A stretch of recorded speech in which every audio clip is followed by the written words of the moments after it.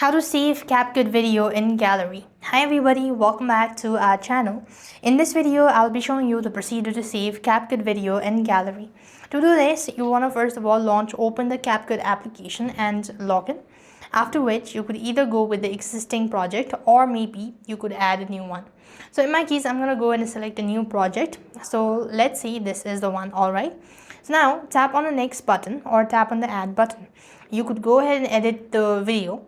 You could add a sequence, or maybe you could add a background, or maybe you could add more videos, all that. So this is gonna be the last video, alright. So once I'm done editing or making changes with the video, all I need to do is tap on the export button, right? Before you tap on the export button, also make sure to check the resolution so that it's correct format, and then it's going to show up this sort of ad. So just close this up once the ad is completed. So now tap on the export button once again.